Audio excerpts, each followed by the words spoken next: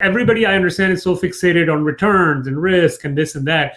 And in my experience, at least what I tell is, look, if there's an experienced operator, any question you ask, they probably heard this before like a million times. What you're really trying to do, in my opinion, at least, because I invest in other people's deals, that's what I'm trying to do, is what you're really trying to understand is screening the person for values and competence, basically. So in a way, let's put it this way. If the person is very honest, but a complete idiot, you don't want to be with that person because their honesty is useless because, I mean, they don't know how to do the work, right? I mean, your money's at stake.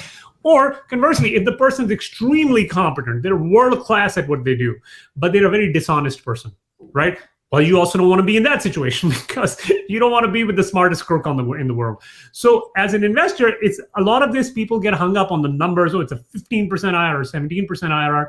But a lot of this comes down to basically a qualitative analysis. Like, is this person that I'm hopefully looking to give my money to, do I feel this person will be a good steward of my capital? Look, and in reality, the difference between a 15 or 16% IRR in total dollars, it's not that much. It's really not that different.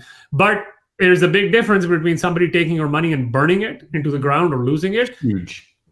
Or not.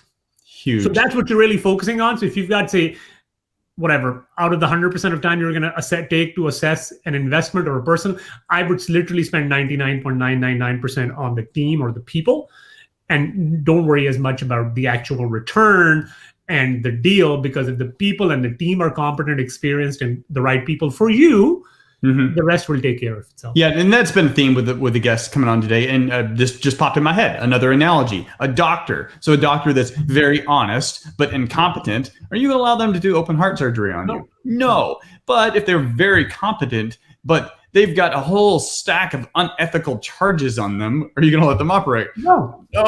You got to have both. It's the same thing. Whatever we do in our lives, right? Like you're talking about this doctor example. There's countless examples of professionals and vendors we use in our own lives. The same criteria has to be applied to these sorts of situations. It's just because it's real estate or, I don't know, a business, private business, the criteria doesn't change just because somebody wears a nice suit and has a tie on. Yeah. Return of capital over, the actual returns of the capital.